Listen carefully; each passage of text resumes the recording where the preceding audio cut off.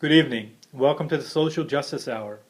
The Social Justice Hour looks at Catholic social teaching and how that applies to our day-to-day lives. Sometimes we have videos of different peoples or groups of people that are living out the social teachings of the church in heroic ways, some of them, and sometimes in very ordinary ways. Other times you simply have me sitting here talking to you, which is the case this evening. And this evening, what I'd like to do is talk about the upcoming election and what is our responsibility in forming our conscience and how we are to vote in the upcoming election. I'm not going to tell you who to vote for. That's up to you. What I'd like to do is go over with you the document from the Conference of Bishops, the Catholic Conference of Bishops, called Forming Conscience for Faithful Citizenship. This is a document that you can get on the Conference of Catholic Bishops website, and we'll give you that link later on in the show. It is my hope that after hearing this presentation, that viewing the show, that you'll go online, you'll go to the Bishop's website and get this document and read it and go over it carefully to understand what our role is as Catholic Americans, that we're called to be not just faithful Americans and get out and vote, but that we're called to be faithful Catholics and vote in accordance with Catholic social teaching. Now, the bishops start with a very fundamental principle, and that's the sanctity of human life. That human life is sacred from conception to natural death. That's an overlying principle. That the taking of innocent life is always an intrinsic evil, and to be avoided all the time. There's no justification for taking of human life. That's an intrinsic evil that should be avoided. But the bishops go on to say that at the same time, a voter should not use a candidate's opposition to an intrinsic evil to justify indifference or inattentiveness to other important moral issues involving human life and dignity.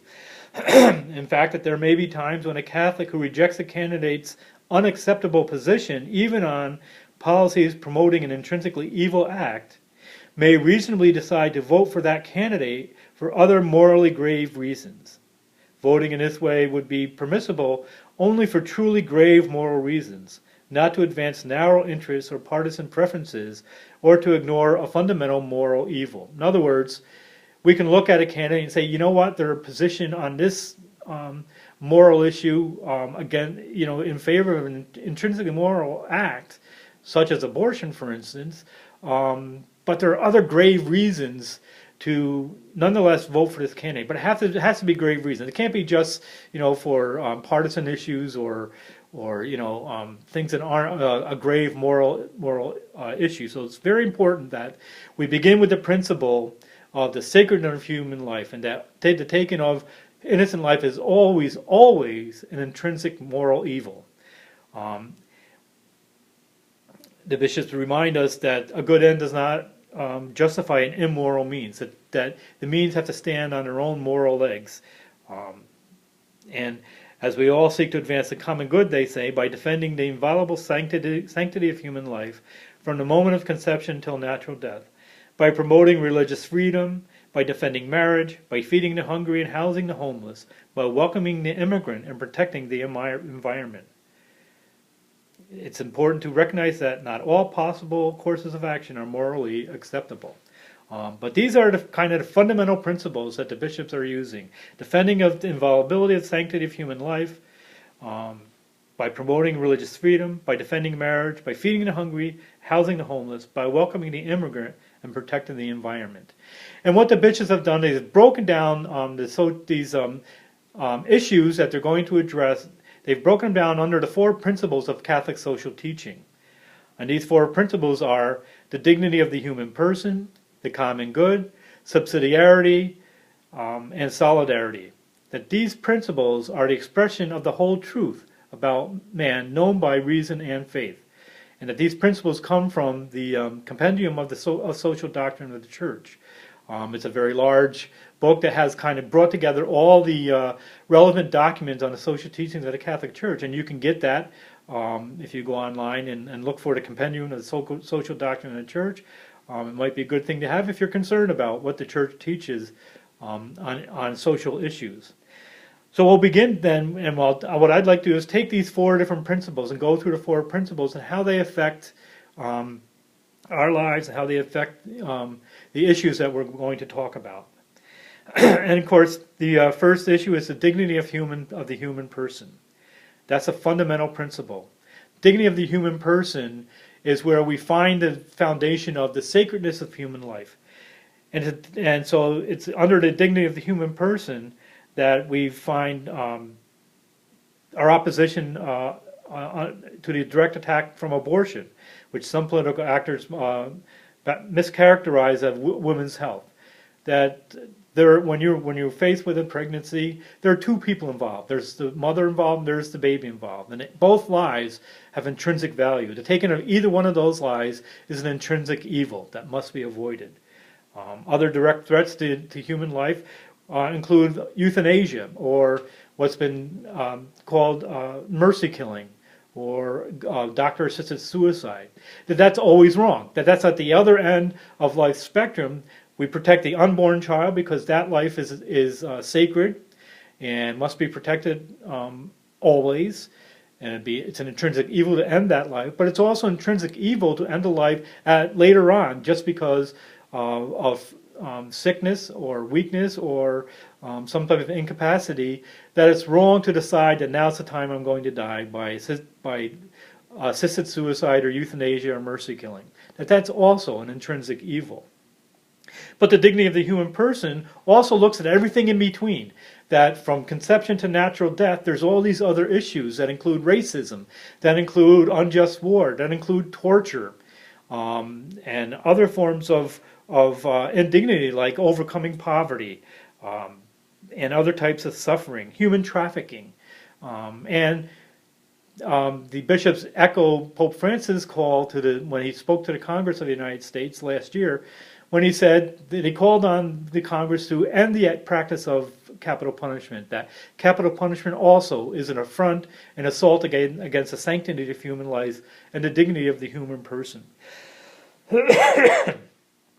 So this foundation, the first principle of the dignity of the human person, covers all these issues. Not only just covers abortion and issues at the beginning of life, covers euthanasia and mercy killing, and issues at the end of life, and everything in between. How we treat one another, calling to end racism, oppose human trafficking, oppose the killing of non-combatants during acts of war, and especially relieving this hunger, relieving housing issues for the homeless, reaching out to those who are suffering. Includes the corporal works of mercy, feeding the hungry, clothing the naked, visiting the sick and in prison, welcoming the stranger. Calls for the dignity of the human person calls for allowing and accepting refugees. And of course, it also calls for an end to the death penalty. That's the first principle of social teaching. The second is that they list is subsidiarity. Now, what is subsidiarity? That's kind of the confusing one. Subsidiarity says that it's impossible to promote the dignity of the person without showing concern for the family, groups, associations, local territorialities, in short, for the aggregate of economic, social, cultural, sports-oriented, recreational, professional, political expressions to which people spontaneously give life and make it possible for them to choose effective social growth. Again, that's from the Compendium on Social Doctrine of the Church. Subsidiarity really says that if it can be done locally, it should be done locally. If it can be done in the family, it should be done in the family. It doesn't say that there's no role for a centralized government. In fact, it calls for a very strong centralized government that's going to make sure that the rights of the individual are protected from the central government down, the national government down into the local government, and even into the family. And that the family, indeed, is the base of our society. And so this is a family based on marriage between a man and a woman. It's the first and fundamental unit of society, and is a sanctuary for the creation and nurturing of children.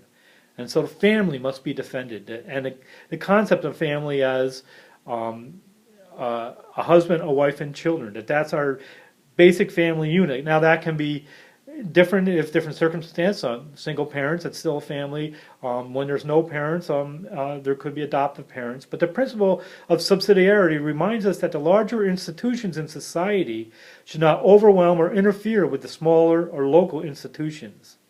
They're essential, but they shouldn't do what is better handled under local institutions.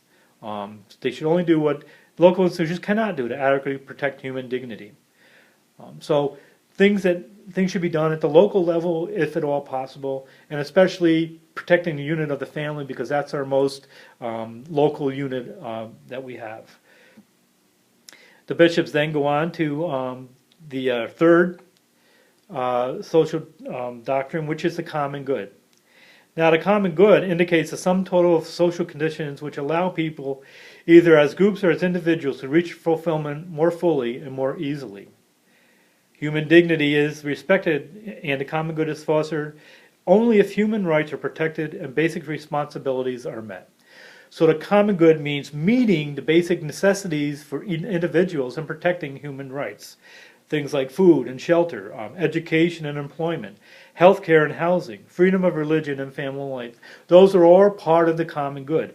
And that our call to protect the common good means that we need to make sure that all these human needs are met, that people have food, that they have shelter, that they're able to be educated in an appropriate way, that they have good jobs, good health care. Health care is not something that's good. If we can have good health care, that's great. It's an absolute right. We have a right to good health care and housing, to freedom of religion, and to protection of the family. There are also responsibilities that come under the common good, that people have duties and responsibilities to one another, to our families, and to a larger society. That right should be understood as exercised in a moral framework rooted in the dignity of the human person, and protecting rights of others is our duty and our obligation in not just seeking our own rights, but protecting rights of others. For instance, dignity of work and protecting human rights of workers, it comes under this aspect of the common good. The common good also looks at our creation, because our creation is part of who we are as our common good. And so the bishops, again, call for us to look at protecting the planet in respect to God's creation, and to ensure a safe and hospitable environment for human beings. The bishops remind us of Pope Francis' urge that we address climate change, that we address pollution in all forms, that we address the deterioration of our environment through pollution, through polluted air, polluted water, through, again, our throwaway society where we accumulate garbage at an outstanding rate, and that, Pope Francis' call for an ecological conversion by which the effects of our encounter with Jesus Christ become evident in our relationship to the world around us, and especially to our environment. That global change is really an issue that we should be addressing as a moral issue, as an important moral issue, a way of defending and protecting our environment. And finally, the last